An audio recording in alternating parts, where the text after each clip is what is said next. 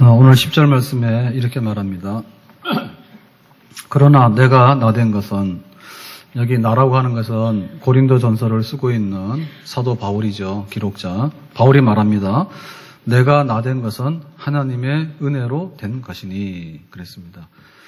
바울은 지금 자기 자신을 설명하는데 나는 하나님의 은혜, 지금의 나는 하나님의 은혜 작품, 그런 얘기입니다.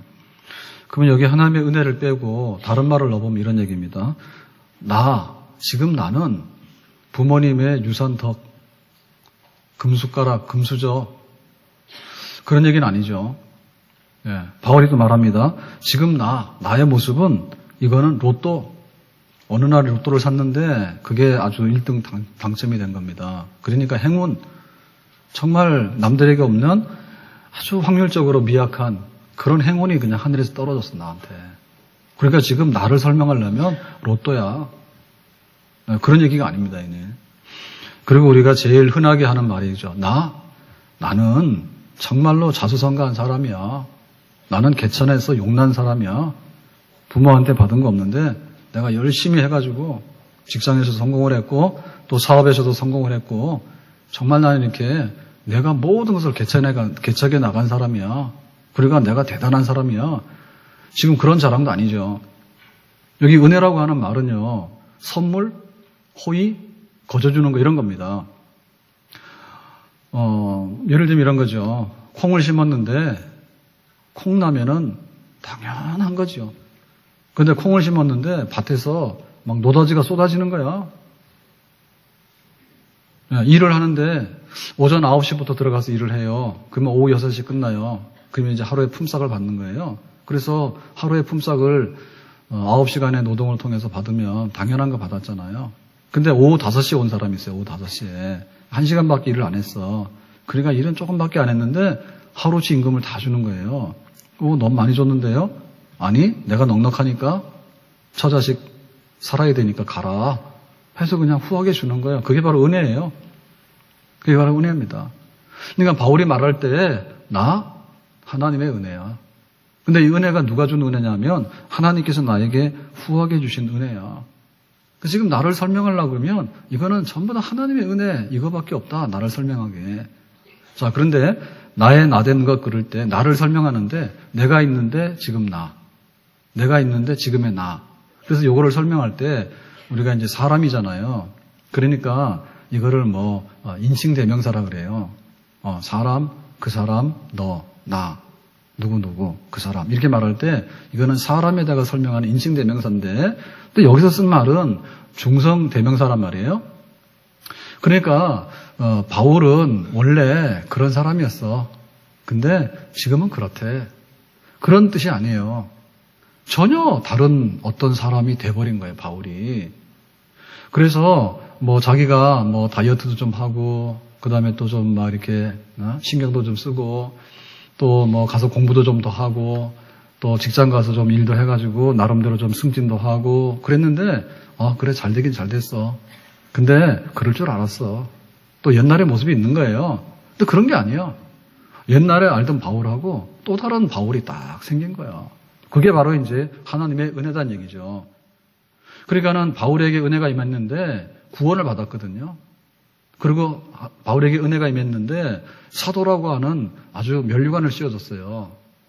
그리고 바울에게 은혜가 임했는데 사도 중에서도 제일 그냥 왕성하게 활동을 하고 그 열매가 많고 결실이 많은 사도가 된 거예요. 그러니까 지금의 바울 상상할 수 없는 그런 작품이 탄생했는데 이거는 하나님께서 그냥 부어주신 은혜로 인해서 지금의 바울이 지금이다라고 하는 얘기입니다. 놀라운 얘기죠. 바울에게 하나님께서 은혜를 많이 주셨습니다. 우리에게도 하나님께서 은혜를 많이 주실 수 있는 줄로 믿습니다. 지금까지 받은 은혜가 있지만은 앞으로도 받을 은혜가 더 많은 줄로 믿습니다. 그래서 우리가 은혜 중에서 제일 시작이고 또 핵심적인 은혜가 뭔가 하면 구원받는 은혜예요. 자, 구원받는다고 얘기하면 뭐냐면 내가 직장을 구했다. 그런 거는 구원이라고 하기 어렵습니다. 굉장히 좋은 일이긴 하지만 직장 구했다고 구원을 받은 건 아니에요. 왜냐하면 직장은 또 잘려요. 지금 결혼을 했어. 정말 좋은 사람 만나서 결혼했어. 그렇지만 그것이 내 인생의 구원이 될 것 같은데 또 구원이 아닐 거예요. 그냥 구원이라고 하는 얘기는 그야말로 죽은 자가 살아나게 되고 그 다음에 마귀의 자녀가 하나님의 자녀가 돼야 되고 구원이라고 하는 것은 그야말로 하나님과 원수지간인데 하나님과 화해를 해야 되는 거예요. 그게 구원이에요. 그러니까 이제 구원이라는 말은 다른 말로 하면 하나님과의 관계가 옳아야 되는 거예요. 하나님 보실 때 옳다, 됐어, 좋아 라고 할 때 우리에게는 생명이 오게 되고 하나님 자녀가 되는 권세를 얻게 되고 그리고 천국 백성이 되고 영생 복락을 누리는 그런 자리에 쓰게 되는 줄로 믿습니다. 바울이 이거를 이제 얻으려고 한 거예요. 근데 바울이 자기가 이렇게 하면 구원을 얻겠고 이렇게 하면 하나님 앞에 바르겠다라고 하는 그거를 통해서 얻었으면 은혜가 아니죠. 자기는 지금 유대교에 심취한 사람이에요. 유대교인 중에 유대교인이고 바리새인 중에 바리새인이고 그 중에서도 예루살렘으로 유학을 와가지고 당대 최고의 율법 선생인 가말리엘 문화에서 공부를 해가지고 젊은 나이에 사내들인 회원이 돼가지고 지금 말하면 우리 국회의원이죠. 그런 아주 정말 율법으로 인해서 내가 하나님 앞에 하나님 말씀을 잘 지킴으로 인해서 이웃을 사랑하라 그러면 얼마나 이웃을 사랑하는지 몰라. 철저하게 사랑하는 거예요. 주일 성수하라 그러면 주일 성수 1000가지, 10,000가지 항목을 다 놓고 보더라도 다 하는 거야. 그래서 지금 자기가 자기 행위로 실제적인 의, 내가 이렇게 행했기 때문에 1점, 이렇게 했기 때문에 1점, 이렇게 했기 때문에 1점, 이렇게 해가지고 자기는 하나님 앞에 동그라미 하는 줄 알았단 말입니다. 근데 그걸로 자기가 아닌 것을 알았어요. 먼지를 쓸어가지고 깨끗하게 청소된 줄 알았는데 돌아서서 보니까 먼지 다 내린 거예요. 또 악한 먼지가 된 거예요. 내 속에 선을 행하고자 하는 마음은 있지만은 선을 실제로 행하지 않는다는 것을 발견하고 나서 오라 나는 망했다. 화로다. 그러니까 어떻게 이게 지금 하나님 앞에 바르게 되는가라고 할 때 답이 없었습니다.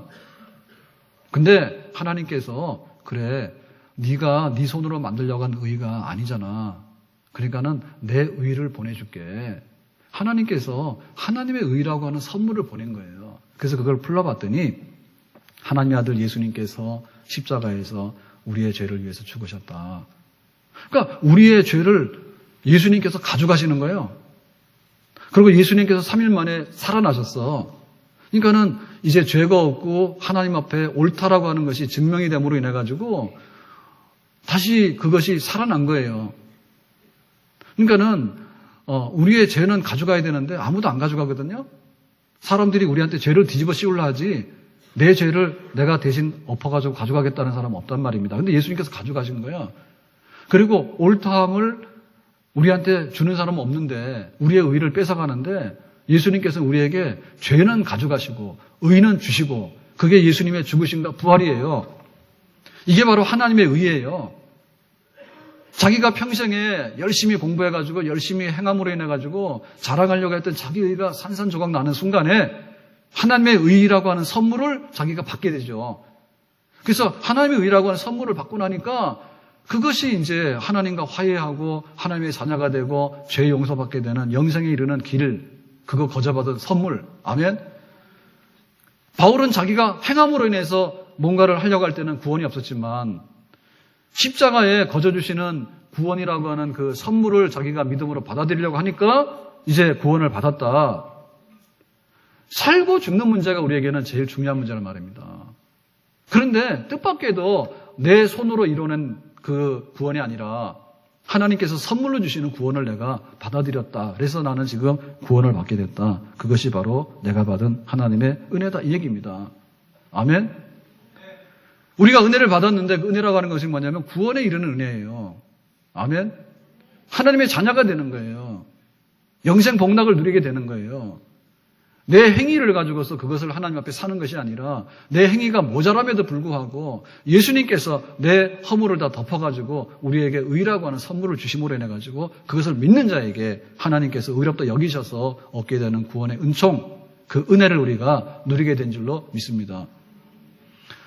제가 얼마 전에 그 네팔의 힌두교의 그 존경받는 수도사를 사도라고 하는데 그 사도 얘기를 잠깐 그 케이블에서 지나가는 걸 봤어요. 재밌어가지고 흥미있어서 잠깐 봤는데, 자, 거기 이제 그 힌두교는 범식론이잖아요. 그러니까 자기들이 섬기는 신들이 많은데 그 신들에게 가까이 가는 게 이제 수도사들의 하는 일입니다, 평생에. 근데 그 중에 어떤 수도사가 있는가 하면 그 사람은 요가를 통해서 신을 만나는 거예요. 그러니까는 다리가 여기로 오고 뭐 그 아주 고난도의 그 요가를 하는 거야. 밥 먹듯이 해. 그래서 밥 먹을 때도 요가로 먹고요. 요가 자세로 먹고요. 우리는 그렇게 못 하잖아. 잠깐만 하라 그래도 허리가 휘어지죠. 뼈가 부러지고. 더러운 얘기인데 화장실 가서도요 요가해요. 볼일 볼 때도 요가하는 거야. 평생에 요가를 통해 가지고 자기는 자기 신에게 가까이 가는 거예요. 그런 사람이 있더라고. 근데 또 어떤 사람은 뭐냐면 원숭이 신을 섬기는 사람이야.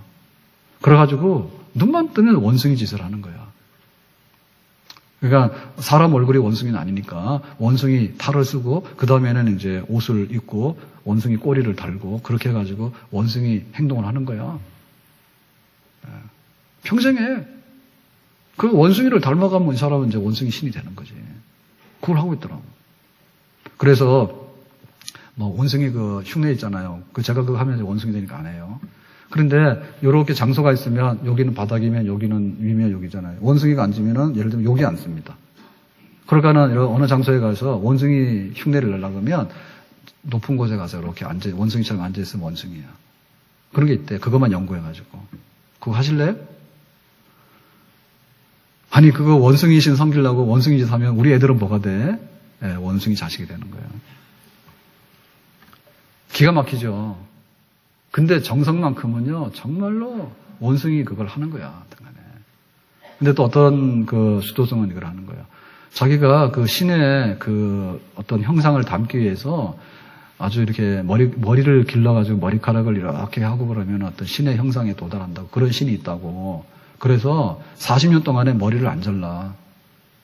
40년 동안 머리를 안 자르는데 새벽부터 일어나면 강가에 가가지고 머리를 풀르고 머리를 이제 감고 그 다음에 머리를 다 정돈하면 몇 시간이 가죠. 그럼 하루 가는 거죠. 그만 하는 거야.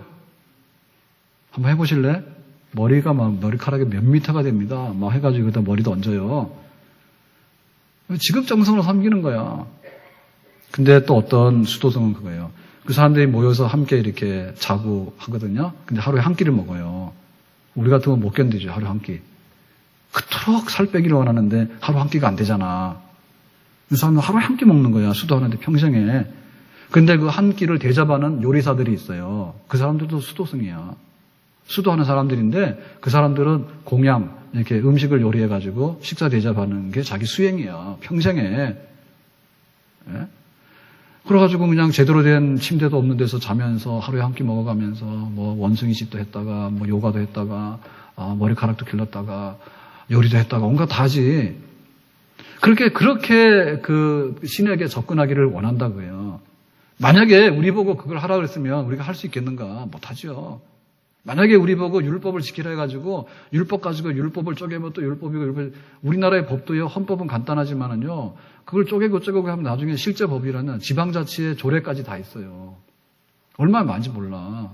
차는 운전하고 다니지만 교통법 잘 몰라요. 세부적인 거는. 그러니까 그거 통해서 우리가 구원받을 수 있냐? 구원받을 수 없단 말입니다. 그런데 하나님께서 의의를 우리에게 주셔가지고 하나님의 의의를 우리가 믿음으로 받아들이게만 하면 하나님하고 관계 개선이 돼서 이제는 화해하게 되고 하나님 자녀가 되고 영생에 이르는 그런 은혜를 누리게 된 것, 우리에게 엄청나고 큰 구원의 은혜가 이미 예수 믿는 우리들에게는 임한 줄로 믿습니다. 아멘? 은혜 없다 하면 안 되거든. 은혜 없다 하면 안 되거든. 사는 문제가, 영생에 이르는 문제가 해결됐는데 왜 내가 이렇게 선물을 받은 인생이 아니라고 생각하는가? 우리는 선물을 넘치게 받은 인생입니다. 아멘? 교회를 다닐 때 구원을 받아서 교회를 다닌다고 생각하면 이미 은혜가 넘치는 거예요. 그런데 내 소원 비나이다. 그런데 로또 사가지고 한번 1등만 잡게 해주세요 라고 하니까 은혜가 없는 거지. 은혜 아닌 걸 가지고 은혜라고 생각하고 따라다니니까 내가 받은 은혜에 대해서 소중함을 모르고 감동을 모르는 거죠. 두 번째로는 바울은 은혜를 받았는데 뭘 받았는가 하면 9절에 나는 하나님의 교회를 박해하였으므로, 바울은요 교회를 부시는 사람이었어요. 얼마나 악랄하겠는가 하면 그 유명한 스데반 집사, 7집사 중에 1등 집사가 스데반 집사입니다. 근데 스데반 집사를 쳐 죽이는데 이 주동자예요. 그리고 그것도 모자라가지고 담액색, 국경 밖에 있는 담액색에까지 제사장의 공문을 받아서 허락을 받아가지고 믿는 사람을 체포하러 간 사람이야. 그러니까는 바울 그러면 사람들이 당시의 기독교인들이 다 숨고 떨어요. 완전히 그냥 교인들을 잡는데 1등이고 교회 부시는데 1등인 사람이라 그런 경력이 있는 바울이에요. 그런데 뭐 했는가 하면 그러니까 사도라고 하기에는 너무나 턱없잖아요. 그런데 구원받고 나서 사도라고 하나님께서 불러주셨어. 너 사도야 라고 한 거예요. 자, 사도라고 하는 게 뭐냐면 예수님의 제자들입니다. 그러니까 예수님의 직접 제자 12를 불렀는데 13번째 제자가 바로 바울이에요. 그러니까 예수님께서 이렇게 교회를 세우고 복음을 전파하는 데서 첫 번째 부른 제자들이 사도인데 그 반열에 바울을 세운 거예요. 누가? 심각한 박해자가. 심각하게 교회 부시러 다니는 사람이 교회를 건설하고 하나님 나라를 건설하고 그거 하는 데 있어서 너 앞장서는 사도가 되라 해가지고 13번째 사도로 불러놓은 거예요. 그러니까는 엄청나게 파격적인 거죠. 줄 사람한테 줘야 되고 믿을 만한 사람한테 믿어야 되잖아. 근데 과거 경력으로 보면은 이거는 전혀 안 되는 사람이에요. 전혀 안 되죠. 그런데 그 많은 크리스찬들 중에서요, 바울, 너는 죄인의 개수야. 저 맨 꼬리에 있는 거야. 구원은 받았지만, 교회는 들어왔지만은, 저 구석에 가서 예배드리면 감사한 사람이야. 지금 바울은. 근데 여기다 세워가지고 교회를 이끄는데 그 교회를 이끄는 게 아니라 정말 예수님의 12사도들이 못했던 일을 하게 되는 그런 사도로서 지금 세워가지고 은혜를 보여요. 이게 뭔가 하면 존귀의 면류관입니다. 존귀의 면류관을 씌우는데 정말 근거 없고 턱 없이 그냥 바울에다 씌워준 거예요. 바울로 사도, 이방인을 위한 사도, 고양이한테다가 생선 가게를 맡기면 돼요, 안 돼요? 안 해봤어요? 고양이한테다 생선 가게를 맡기면 다 먹어치우겠죠. 맡기면 안 되겠죠, 그죠? 도둑놈한테다가 금고를 맡기면 돼요, 안 돼요? 돈 다 가져가겠죠? 우리가 그 회사에서 뭔가를 이렇게 하려고 할 때 회사에서 입사도 잘 안 시켜주지만은 또 신임 받아서 승진하려고 그러면 정말 허리가 휘어야 됩니다. 죽는 신용을 해야 됩니다. 그래도 인정을 받기가 어려워요. 근데 어떻게 바울같이 악랄한 사람을 교회에 사도로 세워가지고 지금 다른 사도들이 못됐던 예루살렘이 아니라 유대인이 아닌 이방인에게 로마까지 가서 큰일을 하는 데 있어서 네가 사도다라고 그렇게 파격적으로 좀 세웠겠는가라고 말로 다 할 수 없는 은혜거든요. 근데 하나님께서는요, 이렇게 은혜를 주셔더라도 바울이 그런 일을 해내도록 은혜를 주신 줄로 믿습니다. 우리 역사에 보면은 정말 그 비극적인 역사들이 많아요. 영조가 자기 아들 사도세자를 디주에 가둬가지고 죽입니다. 아버지가 아들을 얼마나 미워했으면 죽일까? 그런데 정치적인 사건이죠. 아무리 아들이 미워도 죽일 사건은 아니잖아요. 그런데 거기 막 그게 당파에 휘말리게 되니까 할 수 없이 정치적인 선택을 하는 거지. 아들도 죽는 수밖에 없어요. 역사가 거꾸로 돌아가거든요. 선조가 임진왜란때 도망갔잖아. 부산에 상륙했는데 며칠 안 돼가지고 한양을 버리고 도망가는데 그 당시에 일본군들이 한양에 딱 들어오니까 벌써 한양 도성이 다 불탔단 말이에요. 누가 불지른 거예요? 백성들이 불진 거예요. 백성들을 버리고 도망가는 왕 그 꼴을 보고서요, 분노해서 불질러 버리잖아요. 그랬더니 신의주에 가가지고 강 건너갈라 하지요. 중국으로 도망갈라 하지요. 그래서 신하들이 그럽니다. 이제는요 못 돌아와요. 그러니까는 참아가지 못하죠. 도망가지 못하죠. 거기 걸터가 앉아가지고 명나라 군사 요청하잖아요. 근데 보면 이순신 같은 그 장군은 뭐가 됩니까? 아주 그냥 죄수가 돼가지고 이게 만시창이가 됐잖아요. 그러니까 나중에 이제 풀어져가지고 가라 하니까 이순신이 안 가요. 이렇게 아니라 그래도 백의종교를 하잖아요. 신에게는 12척의 배가 있어. 뭐 이런 얘기 있잖아요. 그러니까 사실 막 역사는 거꾸로 가죠. 도망가고 비겁하고 막 이런 왕은 막 온갖 짓 다 합니다, 자기가. 그래가지고 뭐, 임진왜란에 뭐를 수습해가지고 뭐 공로가 있는 것처럼 하는데 다 거짓말이지. 그런데 공로 있는 그런 사람들은 막 억울하게 평가도 받지 못하고 말이에요. 그렇게 하고 맡겼잖아요. 그러니까는 세상에서 우리가 해봐도 정말 그 정당한 평가받는 게 소원이야. 근데 정당한 평가도 못 받고 내가 당연히 누릴 자리도 못 가는 게 우리의 현실이에요. 근데 바울 같은 경우에는 정말 과거의 경력으로 보면 이 사람은 거기 근처도 못 갈 사람이야. 그런데 하나님께서 그렇게 바울을 신임하시고 거기다가 사도의 직을 맡기셔가지고 은혜를 부어주셔서 사도 되게 하는 거. 그런 정말 존귀의 면류관을 씌우는 그런 은혜가 하나님께는 있는 줄로 믿습니다. 아멘. 요셉은 형들한테 미움받아가지고 은 20에 팔려서 노예가 됐어. 그래가지고 노예로 끌려가서 애굽의 노예 시장에 서 있는데 얼마나 인생이 처량합니까? 얼마나 형들이 원망스러워. 살려달라 했더니 겨우 살려줬는데 노예로 팔아먹었단 말이야. 근데 하나님께서 이 버림받은 노예를 애굽의 총리로 세우잖아요. 바로왕의 꿈을 해석해가지고 하루아침에 총리가 되도록 하잖아. 그런 일을 하나님께서 하시거든요. 입다라고 하는 사사는 기생이 낳은 아들이에요. 그러니까 나중에 너 기생의 서자하니까 여기 집 나가라. 기업 없다 했죠. 유산 없다 했죠. 그게 쫓겨났거든요. 암몬과의 전쟁이 일어나는데 아무도 나가서 싸울 사람이 없는 거예요. 그래가지고 입다 얘기를 들은 거야. 굉장하다고. 그래 가가지고 쫓아낸 사람들이 가가지고 빕니다. 제발 좀 우리의 사사로 와가지고 우리의 전쟁을 수습해서 이 나라를 난국에서 구해주소서 그럽니다 지금. 그래가지고 입다가 쫓겨났는데 금이 환영합니다. 사사라고 하는 것은 왕이요 대통령이요 뭐 다입니다. 그죠 당시에. 그러니까 하나님께서 어떻게 그 면류관을 씌워주시는가 그게 바로 은혜의 분량이에요. 그러니까 우리가 사람들에게 은혜를 받는데 별로 이쁘지도 않은데 굉장히 이쁨을 받으면 그게 은혜잖아요. 그 사람한테 은혜를 입은 거 아니에요? 강도도 만나는데 지나가는 사람이 나를 도와줬어. 은혜지. 근데 하나님께서 우리에게 은혜를 주실 때 우리의 인생이 어떻게 달라질 것인가. 아멘. 김익두 목사님 그 부흥회를 가가지고 식사 대접 받는데 어느 날 그랬잖아요. 너무너무 감격해가지고 식사를 할 수가 없는 거야. 진수성찬을 보고. 자기가 뭐요? 황해도 안 하게 깡패야. 그래가지고 장날이 되면 사람들이 장을 보러 가야 되니까 오기는 오는데 정말 빌고 오거든요. 뭘 빌고 오냐면 김익도 안 만든다고. 만났다 하면 시비가 붙어가지고 이제 뭐 안 좋은 사건이 일어나니까 깊이 인물이야, 이 사람이. 동네에서. 시장에서. 그랬는데 어느 날 이제 은혜를 받아가지고 목사가 됐는데 부흥사가 되잖아요. 하나님께서 은혜를 주시는데 안진뱅이 봤단 말이에요? 안진뱅이 일어나려니까 안 되더라고. 근데 열심히 금식해서 일주일 동안 기도하고 안진뱅이 손을 잡아 일으켰더니 안진뱅이 일어나더래. 그래 유명한 부흥사가 됩니다.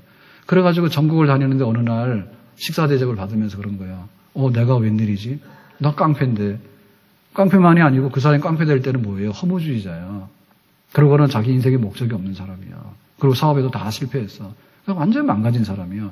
근데 하나님께서 그를 회복해가지고 정말 이렇게 존귀한 자리에 세우니까 너무 감동받아가지고 그날 밥을 못 먹은 거 아니에요. 하나님께서 그런 은혜로 세우시는 그런 인생을 우리에게 만들어내시는 줄로 믿습니다. 전하고 무능한 나에게도 귀중한 직분을 맡기셨다. 그 은혜 고맙고 고마워라. 이 생명 바쳐서 충성하리. 하나님께서 우리에게 구원받는 교인이 된 것만이 아니고 집사의 직을 주고 권세의 직을 주고 장로의 직을 주고 또 회사 들어가서 일도 하기도 하고 그 어떻게 사람이 그 원숭이 흉내를 내는 그런 수도사가 됩니까? 예? 원숭이가 우리를 따라와도 못 따라올 판인데 어떻게 거꾸로 원숭이가 될라 해. 그러니까 하나님께서 우리에게 말도 알아듣고 또 뭐 이렇게 전철도 잘 타고 다니고 말이요. 자동차도 운전하고 다니고 말이요. 온갖 좋은 걸 많이 주셨잖아. 하나님께서 넘치도록 우리에게 주시는데 정말 귀한 것들을 하나님께서 주시는 하나님의 은혜 가운데 우리가 사는 줄로 믿습니다. 세 번째로요. 바울에게 은혜가 넘쳤다. 무슨 은혜냐. 10절 하반부에 보니까 이렇게 씁니다. 내가 모든 사도보다 더 많이 수고하였으나 바울이 그럽니다. 나는 13번째 사도인데 정말 나는 율법주의자인데 내가 믿음으로 구원을 받았어요. 그리고 나는 사도가 될 수 없는 사람이야. 과거 경력으로 보면. 근데 사도가 된 거예요. 그러니까 더 많이 수고했다라고 하는 건 이해가 가죠. 너무 고마우니까. 그런데 수고했는데 수고한 결과가 있느냐 없느냐라고 하는 것은 또 별개의 문제예요. 정말 재주가 없는 사람은 열심히 일하더라도요. 재주가 없어서 열매가 없는 겁니다. 근데 내가 한 것이 아니여 나와 함께 하신 하나님의 은혜로다 그랬습니다. 그러니까 바울이 하나님을 섬겼는데 그 사역의 풍성함이 얼마나 했는가. 그 사도 바울의 그 모든 생애 업적, 사도 바울의 모든 발자취는 바울의 능력과 솜씨가 아니라 하나님께서 부으신 은혜의 소치다 그 얘기죠. 자, 이 실감이 안 날 거예요. 우리가 읽고 있는 성경이요. 이게 구약 성경인데, 그리고 뒤에 신약 성경이 있습니다. 근데 신약 성경이 대부분이 누구의 손을 통해서 기록됐는가 하면 바울의 손을 통해서 기록됐어요. 자, 구약 성경에서 제일 중요한 메시지는 믿음으로 구원받는 거예요. 구약 성경에 제일 중요한 것은 제사를 드렸지만은 그 제사 자체가 우리를 의롭다 하지 못해요. 보라 세상죄를 지고 가는 하나님의 어린 양이로다. 그러니까는 예수님께서 하나님의 아들 메시아로서 이 땅에 오셔서 그 세상의 죄를 청산했다. 그런데 누구든지 믿음으로 받아들인 자는 구원을 얻는다라고 하는 것이 구약 성경인데 그게 실제로 신약 성경에 실현이 됐잖아요. 그거를 지금 누구로 통해서 대부분 기록하냐면 바울을 통해서 기록했어요. 그러면 성경에 제일 중요한 게 믿음으로 구원받는 건데 로마서, 우리로 말하면 척추와 같은 뼈가 바로 성경의 로마서예요. 바울이 기록한 거예요. 바울은 뭐예요? 위대한 신학자야. 우리는 이 성경을 이렇게 좋은 성경을 줘도 이거를 읽고서 읽지도 않을 뿐더러 읽는다 하더라도 잘 몰라. 근데 바울은 없는 가운데서 하나님의 계시를 받아가지고 구약 성경의 메시지가 신약화되는 데 있어서 하나님 쓰신 신학자예요. 그러니까 우리는 여기에 지금 은혜를 받고 있잖아요. 아멘? 바울의 은혜를 받고 있잖아. 바울이 하나님 앞에서 받은 바 은혜의 분량이 얼마나 큰 걸 알겠죠. 성경 한 말씀만 남겨도 우리가 하는 건 안 남잖아요, 말이. 바울이 전달한 말씀이 신약 성경의 대부분이 됐잖아요. 그리고 바울은 목회자예요. 에베소 교회에다 보낸 편지예요. 빌립보 교회에다 보낸 편지예요. 누가 세운 교회? 바울이 세운 교회. 자, 우리는 1년에 전도 한 명 하기 쉬워요, 어려워요? 안 돼, 잘. 평생에 같이 사는 남편 아내도 잘 전도가 안 돼. 그런데 바울은 아무것도 없는 황무지에 들어가가지고 가서 열심히 전도를 하게 되면 뭐 하나도 믿고 둘도 믿고 그래 교회가 세워지게 되는 거야. 고린도 교회, 에베소 교회 엄청난 교회들입니다. 근데 그 목회자로서도 얼마나 능력인지 모르지. 전도 하나 하기도 어려운데 교회 하나를 세우는 건 더 어렵잖아요. 교회 하나 세우기도 어려운데 그 터키 가서 세우고 그리스 가서 세우고 로마 가서 세우고 그거 말이 되는 얘기입니까? 그거 엄청난 목회의 그런 능력을 발휘해가지고 했잖아요. 하나님께서 바울에게 은혜를 주셔서 그렇게 된 거예요. 빌립보 전도하는데 어떻게 빌립보가 전도됩니까? 복음 전하다가 잡혀가서 매 맞아서 피가 나고 다 터지지 않습니까? 그러니까는 일어났죠. 한밤중에 정신 차리고. 그게 뭐 했어요? 기도하고 찬미했죠. 찬송했죠. 그랬더니 지진이 나면서 손과 발에 묶인 것들이 풀려지잖아요. 그러니까는 간수가 큰일 났다고. 죄수들이 도망가면 자기 책임이니까 죽겠다고 하는데 바울이 그러잖아요. 안 도망가니까 죽지 마라 해가지고 주 예수를 믿어라. 그러면 너와 너의 집이 구원을 얻을 것이라 하잖아요. 그래서 빌립보에서 최초로 간수가 회개합니다. 그리고 그 식구들이 회개합니다. 가정교회가 생깁니다. 빌립보 교회가 그 지역의 복음의 센터가 되죠. 그리고 그것이 바로 유럽교회 모태가 되죠. 유럽교회로 통해서 아시아, 아프리카, 아메리카로 복음이 전파되는 그런 역사가 있는 거예요. 그러니까는 그 바울이 그 교회 하나 세우는데 정말 피투성하게 되면서 세운 거예요. 예? 피투성하게 되면서 세운 겁니다. 그 교회를 세웠어. 그게 바울의 능력이냐? 바울의 능력이 아니지. 하나님께서 그렇게 역사하셔가지고 된 거 아니에요? 위대한 목회자예요. 그리고 그 바울은 위대한 선교사예요. 소아시아를 3번 선교하고 잡혀가지고 로마로 가서 재판을 받는데 무혐의로 풀려납니다. 풀려났다가 다시 4차 선교를 하다가 네로 황제 때 붙들려가지고 순교해요. 그러니까 바울이 예루살렘에서 로마 가서 순교하는 마지막까지를 보면 수천 킬로미터. 그러면서 그 미개책 지역에 가서 선교를 하는데 그 선교의 그 지경을 넓히는 역사가 정말 누구도 따라갈 수 없는 그런 역사를 일으키잖아요. 그러니까 이것이 바울의 능력이냐? 바울의 능력이 아니다. 하나님께서 하신 일이다. 바울을 통해서. 그러니까 바울은 거기에 대해서 하나님의 은혜가 넘친다. 어떻게 나 같은 사람이 이렇게 일을 하는데 풍성하게 하나님께서 부어주니. 바울이 지금 몇천 년을 산 게 아닙니다. 50대를 살았습니다. 50대를. 60을 못 살았습니다. 바울이. 그런데 그 발자취를 보면 한 거를 보면 너무나 기가 막힌 그런 일들을 다 일어났는데 이게 누구의 작품이냐? 하나님께서 부어주신 은혜라 그 말입니다. 아멘? 은혜라 그 말입니다. 하나님께서 은혜를 주시는데 어떻게 주시는가? 그거는 정말 기가 막힌 일이죠. 닉 부이치처라고요. 그 사람이 예를 들면 해외 토픽 뉴스에 나왔단 말이에요. 결혼했는데 미스 미국의 미인 혹은 세계 미인대 아주 상 받은 사람이야. 근데 결혼을 해서 그랬으면 부이치치가 얼마나 멋있고 그런 능력 있는 남자일까 이런 생각이 들잖아요. 네, 팔다리가 10cm.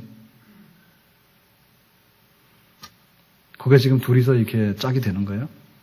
세계에서 손가락 안에 드는 미인이 팔다리가 10cm야. 그런 남자하고 다 결혼했어. 도대체 어떤 사연이 있기를 그렇게 하느냐. 이 사람 유명한 전도자예요. 태어날 때 선천성 절단 장애를 가지고 태어났기 때문에 평생에 팔다리가 없이 산 사람이야. 그렇지만은 잘 살았어요. 특별히 하나님을 알았기 때문에 정말 풍성했어요. 그의 생활이. 그래가지고 여기 지금 V치가 서가지고요. 여러분 사랑해요. 그러고 허그하잖아요. 포옹하잖아요. 그러면 사람들이 다 눈물바다가 되는 거예요. 어떻게 저 사람은 저렇게 행복하게 살고 말이야. 사람들을 가슴에 품는 사람이 됐을까. 우리 가슴에는 찬바람만 불잖아. 자기 자식도 품지 못하잖아요. 부부싸움도 하면은 말도 안 하고 한 달도 지낸다면서요. 그런데 어떻게 V치는 팔다리도 없는데 그렇게 여러분 사랑해요. 그러면 사람들이 감동받을까. 그러니까 그런 미인하고 하는 거야. 미인도 사람을 알아보는 거지. 장가 가는 비결, 시집 가는 비결은 팔다리가 잘라지는 거예요. 그렇다 해서 오늘 가서 자르지 마세요. 자르면 진짜로 버림받습니다. 근데 그렇게도 하시는 일이야, 하나님께서는. 사람을 감동시키는데 사지 멀쩡한 사람 감동을 못 주더라. 못 줘. 근데 하나님께서는 그런 사람을 통해서라도 감동을 줘가지고요. 하나님의 은혜가 얼마나 풍성한지에 대해서요. 감동의 물결을 일으키더라.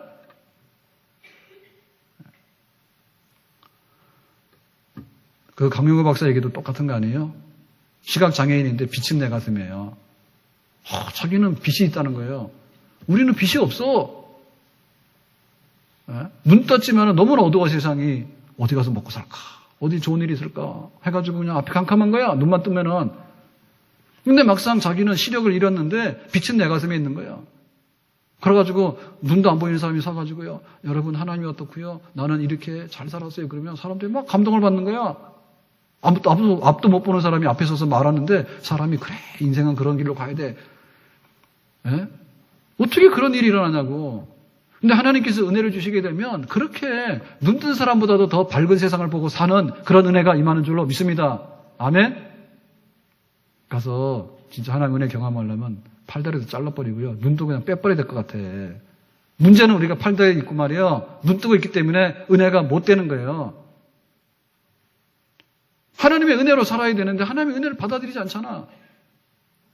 내가 너에게 호의를 선물로 덤으로주는 그런 걸로 내 풍성히 주겠다는데 거기에 대해서 반응이 없잖아. 사람한테 잘 보이려고 말이에요. 화장을 얼마나 하는지. 사람이 잘 보려 해가지고 말이에요. 몸 좀 빼면 좋죠. 다이어트 한다고 말이에요. 밥도 안 먹고.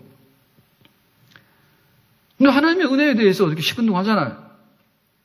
한번 은혜를 주시면 내가 좀 어떻게 변화되는데 놀랍도록 변화되는 나의 나된 것은 나다 그러는데 그 나는 전혀 몰랐던 새로운 나가 탄생했다라고 하는 그런 거에 대해서 우리가 어떻게 기대를 안 하는가 해야 되겠죠. 아멘. 그러면 바울이 그렇게 엄청난 이런 것들을 하나님께서 풍성하게 부어주셨는데 그럼 바울의 그 환경과 여건은 어땠느냐라고 할 때 이 사람은 중증 질병을 평생 달고 살았던 환자 중에 환자입니다. 그래서 뭐라고 했는가 하면 사단의 가시가 내 몸에 있다 했어요. 사단의 가시. 그 말은 간질 내지는 안 질러보거든요. 너무나 안 좋은 질병을 평생 달고 살았어. 이게 치명적인 거예요, 바울에게. 그런데 바울은 건강한 사람보다 더 많은 일을 했고 더 많은 능력을 나타냈어. 또 그게 은혜죠. 아멘? 건강하면 좋습니다. 근데 그렇다 해가지고 하나님의 은혜가 넘쳐나는 건 아니에요. 약하더라도 하나님의 은혜가 넘쳐날 수 있어요. 아멘? 하나님께서 은혜 주시는 세상이 따로 있는 거예요. 그럼 바울이 굉장히 막 후원자가 많고 막 재단이 설립돼가지고 바울이 말만 하면은 그냥 막 돈을 쏟아부어가지고 막 바울이 하는 일들을 막 진행을 했느냐 그런 거 아니에요. 바울은 낮에 천막 만드는 일을 주로 했고요. 밤에 복음 전했다 했거든요. 천막 만드는 일을 하면 하루 종일 하면 힘 다 빠져요. 겨우 풀칠려 하는 거예요. 근데 바울은 그 일을 해냈어. 그러니까 밥벌이 하는 수단이 아니다라고 하는 것을 보여주기 위해서요. 남한테 손 벌려서 나 좀 이렇게 성교비 주면 내가 성교할 텐데 그러고는 그것만 하러 돌아다닌 게 아닌 거예요. 그러면 바울이 의심받는단 말이에요. 그래서 바울은 정말 땀 흘려서 일했어. 노동을 했어. 그래가지고 자기 생활을 꾸려가면서 그 다음에 잠잘 시간에 나가서 복음을 전하고 그런 식으로 일을 했어요. 그게 바로 교회를 세웠던 거고 그게 바로 세계 선교의 발자취를 남겼던 바울의 환경과 여건이요. 그러니까 우리가 돈 때문에 뭐 안 된다라고 하는 말도 하나님의 은혜가 없기 때문에 그런 얘기 많이 나오죠. 돈 문제가 현실적이긴 한데 그러나 그것 때문에 내 인생이 망가졌다라고 하기에는 하나님의 은혜가 있어요. 아멘? 하나님께서 은혜를 주셔야지 돈 그 이상의 행복을 얻게 되는 그런 삶이 우리 앞에 펼쳐지게 되는 줄로 믿습니다. 저 은혜를 받으세요. 은혜를 받아야 돼. 교회 와가지고 말이에요. 하나님, 나는 하나님께 받아갈 게 있는데요. 돈으로 주세요. 우리가 이런 습성이 굉장히 많아요. 그러니까는 하나님의 은혜가 돈 몇 푼으로 환산되는 게 아니에요. 그 이상의 것이 있단 말이에요. 그리고 하나님께서 돈을 주시더라도 내가 월급장에서 뭐 하냐 그러는데 그런 말 하면 안 되거든요. 그러면 월급장에도 안 하면 자기 뭐 할 거예요? 회사 가서 월급 받는데 11조를 안 한다? 정신 차려야 돼. 예? 그러면 막 계약직으로 해볼까? 그러면 안 돼요. 하나님의 은혜가 있다고 내 노동에 그렇게 생각해야 됩니다. 그걸 보여줘야 돼요, 신앙으로. 그런데 아니 삼성 이건희 회장의 자녀들이 개인적으로 미안한데요. 이혼도 하고 이혼 소송 중이잖아요. 그러면 그 돈 가지고 해결이 안 되는 문제 있잖아요. 예? 부부간에도요. 갈라서는 이유 중에 성격 탓도 있고 경제적인 탓도 있는데 사실은 경제적인 탓이라고 하는 건 결과론적인 얘기지만은 은혜 없어서 그래. 은혜가 있으면 우리도 열심히 살지요, 둘이서. 그리고 은혜가 있으면 또 그거를 딛고 일어나는 또 새로운 길이 열려지게 되는 거죠. 그런데 은혜가 없고 뭐도 없어졌기 때문에 결국엔 뭐냐면 돈 가지고 판단하는 거예요. 너 돈이냐 돈 없냐 이래가지고 나중에 다 은혜 없는 거예요. 은혜 없는 거. 우리 자녀들에 대해서도요. 은혜가 없어요. 네? 애들이 나오고 싶어서 낳는가? 부모가 있으니까 나온 거지.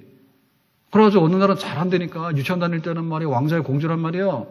근데 어느 날 좀 내 생각하고 다르고 내가 좀 저기 하면은요 자식에 대해서요 엉뚱하게 해버리는 거야. 끝까지 은혜로 못 돼. 은혜로 우리가 살게 되고요. 우리 자녀들에게도 은혜가 임해야 되는 줄로 믿습니다. 내가 만드는 작품은 내 이상은 안 되는 거예요. 네? 부모 세대를 능가하는 자녀가 나오려면 하나님께서 은혜를 주셔야 됩니다. 아멘? 그러니까 내가 못 먹었으니까 너는 잘 먹고 나는 못 입었으니까 너는 잘 입어라. 나는 학교를 못 나왔으니까 너는 유학 가라. 그거는 일부분 뒷받침이지 그런다고 되는 게 아니에요. 유학을 가도 70~80% 다 망가집니다.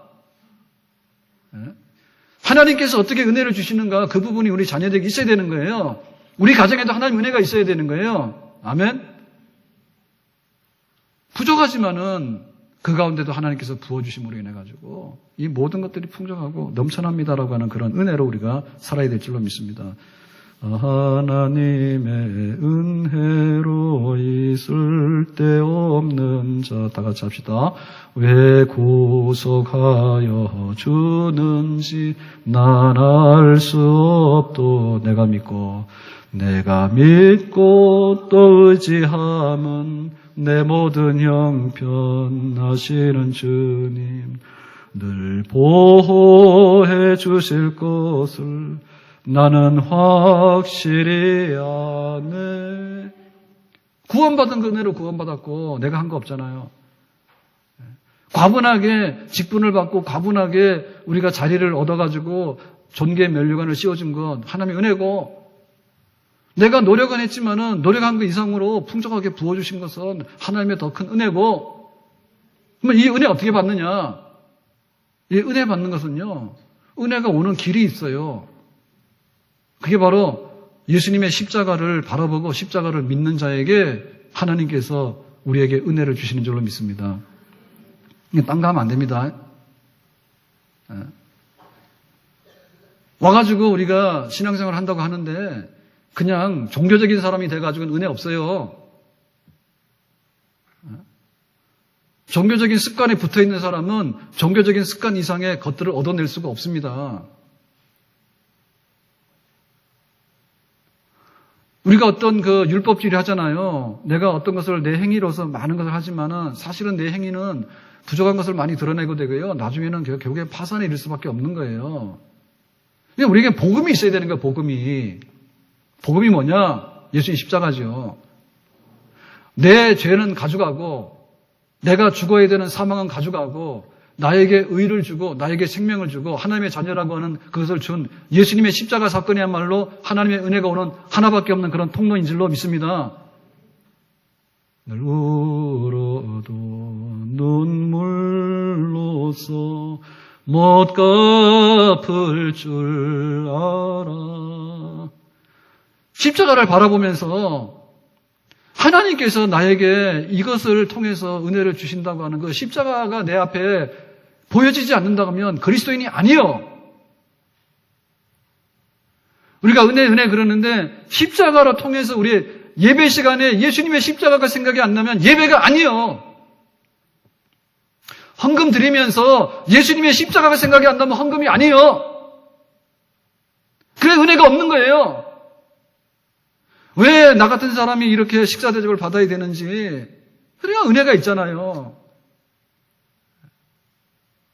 우리가 은혜가 십자가의 은혜가 있어야 되지, 십자가 은혜가. 그래야지 우리에게 더불어 받고 과하게 받을 수 있는 길이 열려지게 되는 것이죠.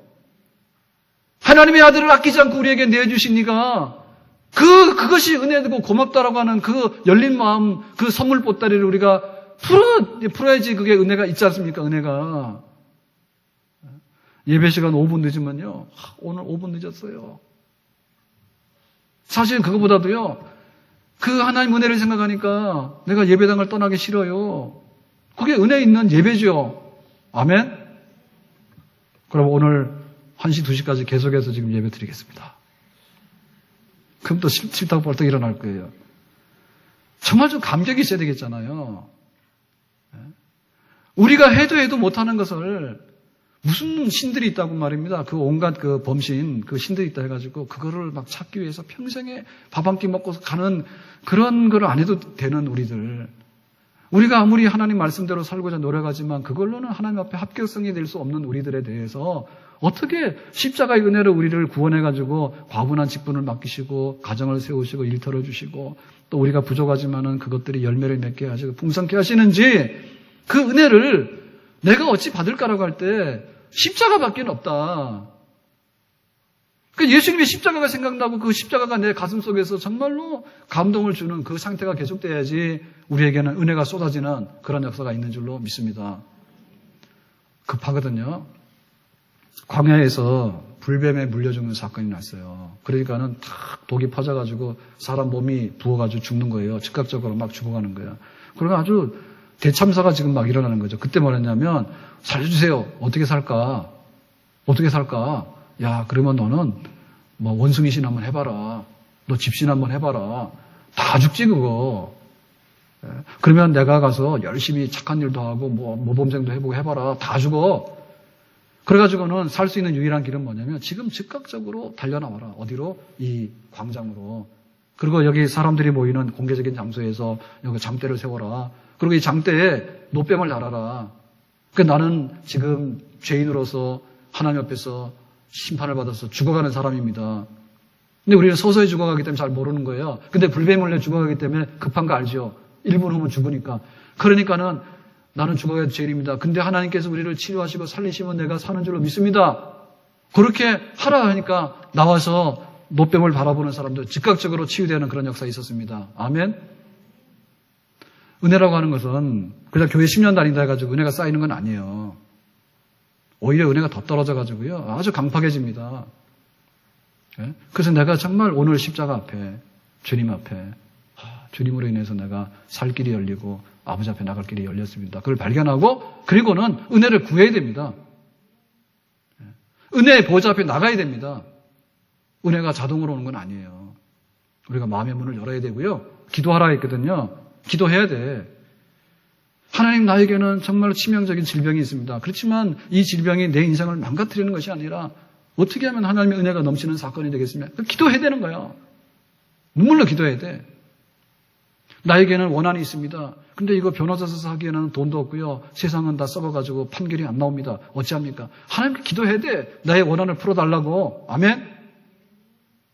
은혜를 구해야 됩니다. 아멘? 바울이 그랬습니다. 나는 로마를 버리라고. 나는 로마를 버리라고.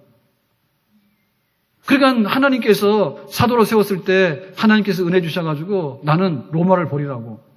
항상 가슴 속에 로마가 있었고요. 그 기도의 제목이 있었던 거예요. 품었던 거예요. 기도로서.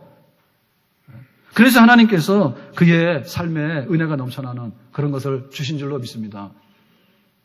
우리가 그리스도인으로 살아간다는 것에 대해서요. 우리는 그 로또 줄 서는 백성으로 생각하면 안 됩니다. 오늘 와서 예배드리고 갔으니까 행운이여 나에게 붙어라. 이러면은 이거는 한심한 겁니다. 붙을 리도 없고요. 붙어봐야 그거는 또 다른 재앙을 가져옵니다.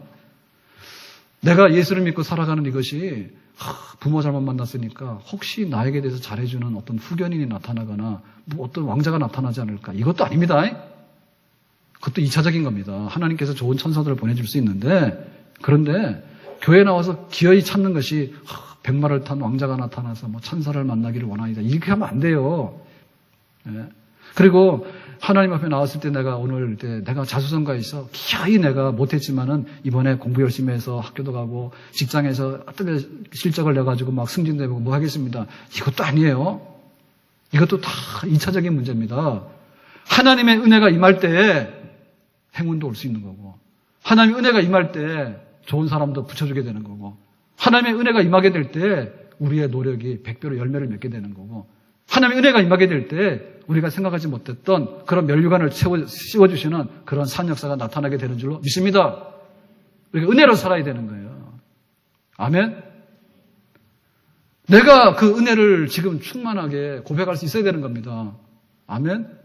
하나님이 거저주신 은혜에 대해서요, 문을 닫은 적이 없어요, 하나님께서 우리에게. 야, 너는 그런 자격이 미달되기 때문에 너는 아니야, 그게 아니라 우리가 은혜를 거절하고 안 받는 거예요. 하나님이 안 주시는 게 아니라. 아멘? 우리 가정이 은혜를 목말라야 됩니다. 우리가 계획대로 되는 게 잘 없어요. 하나님께서 우리 가정에 구석구석에 은혜를 부어주셔야 됩니다. 아멘? 그래서 우리가 정말 겸손하고요. 은혜 보좌 앞에 나가야 되는 거예요. 이제 우리 수험생 자녀들 많이 격려해 주셔야 되겠는데, 우리가 기도해서 원서 쓸 때도 그렇고, 혹은 뭐 문제, 대부분의 경우는 당락이 한 문제지, 내가 실력은 이만큼 되는데 이만큼 낮은 학교를 갈 리도 없고요. 다 맞춰서 가기 때문에 결국에는 점수가 잘 나와도 그렇고 못 나와도 그렇고 전부 다 한두 문제 차이예요. 그럴 때 정말 하나님께서 어떻게 하시는가에 따라서 우리 자녀들의 어떤 진로가 결정이 되는데 그게 우리 아이 붙었다라는 사건이 아니라니까요. 평생에 우리 가정에 그것이 어떻게 영향을 미칠지 몰라요. 평생에 그 한 번의 실패가 우리 가정을 그늘지게 할 경우도 있는 거고요. 그러나 그 한 번의 실패를 통해서 하나님께서 진짜 예비하신 또 다른 길을 찾는다면 그것이 흥하는 길일 수도 있는 거예요. 그냥 우리가 하나님의 은혜를 바라보면서 부부간에도 육신적으로 바라보면 나올 게 없어. 나중에 옛날에는 날씬했는데 왜 뚱뚱하냐? 옛날에는 머리도 많은데 왜 머리 빠졌냐? 옛날에는 직장은 돈도 잘 벌어왔잖아요. 나중에 직장에서 은퇴하고 나가라 그러면 수입이 어디 있어요? 답이 없어요. 어떻게 하나님께서 기름 부어주시는 그런 가정으로서 은혜가 우리 가운데 임할 것인가라고 하는 문제입니다. 아멘? 교회 마찬가지예요. 사람 모였다고 은혜 있나요? 교회 비피면조 엘리베이터 타고 올라왔잖아요. 은혜 있나요? 아니요. 옛날에는 정말로 산 꼭대기에 있는 교회도요, 땀 흘리면서 올라갔어요. 근데 지금은 계단만 있어도 안 와요. 주차장 없으면 안 와버려요. 그러니까 우리에게 은혜가 없는 게 문제예요. 아멘? 교회 되는 것은 하나님 은혜가 있을 때 교회가 있는 거예요, 거기에. 우리가 헛것을 보고 있단 말입니다. 하나님의 은혜가 우리를 살리고 죽이는 것이지, 다른 게 우리를 살리고 죽이는 게 아닙니다. 십자가에 달리신 예수 그리스도의 이름으로 보좌 앞에 나가서 무릎 꿇고 기도해서 받을 자격 없는 나에게도 하나님께서 어찌 은혜를 주시는지 한번 맡겨보고 그 은혜가 충만해서 그런 고백하기를 예수님의 이름으로 축원합니다. 기도합니다.